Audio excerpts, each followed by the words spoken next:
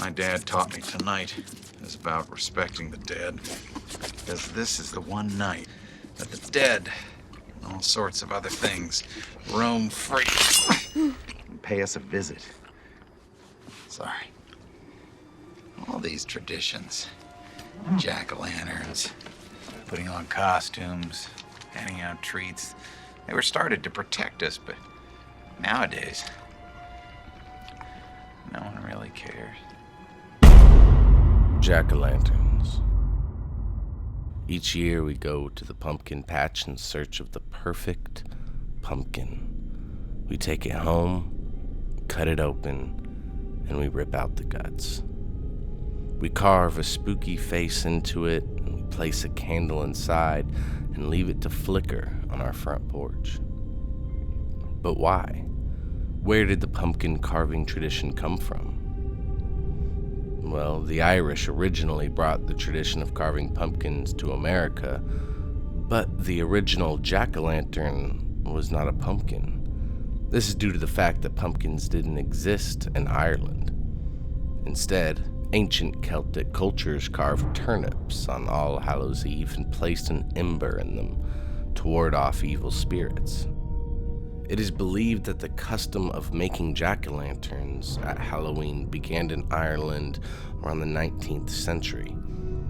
In these Celtic-speaking regions, Halloween was also seen as a time when supernatural beings and the souls of the dead roamed the earth, and sometimes they were set on windowsills to keep harmful spirits out of one's home. It has also been suggested that the jack-o'-lanterns originally represented Christian souls in purgatory, as Halloween is the eve of All Saints' Day.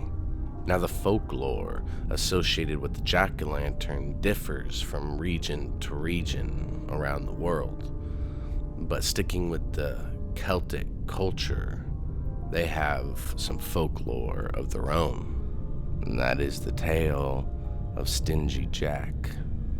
See, centuries ago in Ireland, there lived a drunkard known as Stingy Jack. Now, Jack was known throughout the land as a deceiver, manipulator, and as an all-around bad man. And on a fateful night, Satan overheard the tale of Jack's evil deeds and his silver tongue. Unconvinced, and of course envious, of the rumors, the devil went out to find him himself, whether or not Jack lived up to his vile reputation.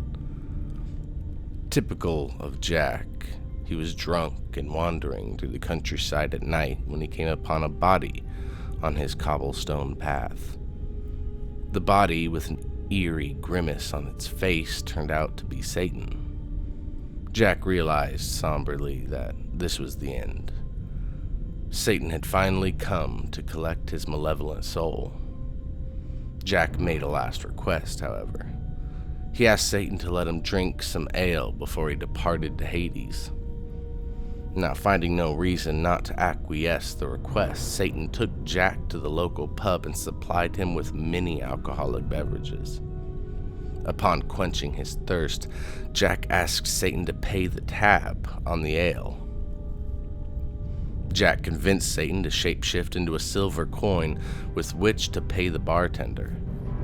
Shrewdly, Jack stuck the now inanimate Satan coin into his pocket, which also contained a crucifix.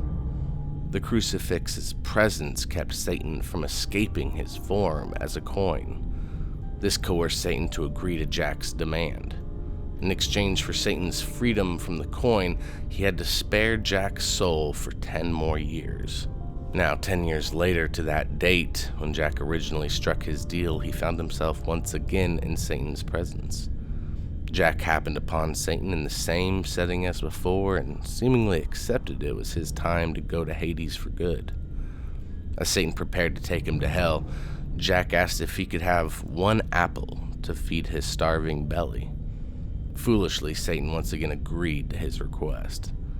As Satan climbed up the branches of a nearby apple tree, Jack surrounded its base with crucifixes. Satan, frustrated at the fact that he had been entrapped again, demanded his release.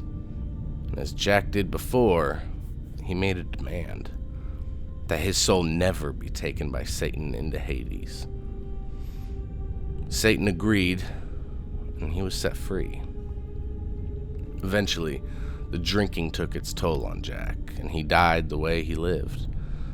After he died, Jack's soul prepared to enter heaven through the gates of St. Peter, but he was stopped, and Jack was told by God that because of his sinful lifestyle of deceitfulness and drinking, he was not allowed into heaven. Jack then went down to the gates of hell and begged for commission into the underworld. Satan, fulfilling his obligation to Jack, could not take his soul. But to warn others, he gave Jack an ember, marking him a denizen of the netherworld. From that day on until eternity's end, Jack is doomed to roam the world between the planes of good and evil, with only an ember inside a hollowed turnip to light his way. We hope you enjoyed this story. There are many versions, but this is the one we chose to share. We are the Lore Brothers. Happy Halloween.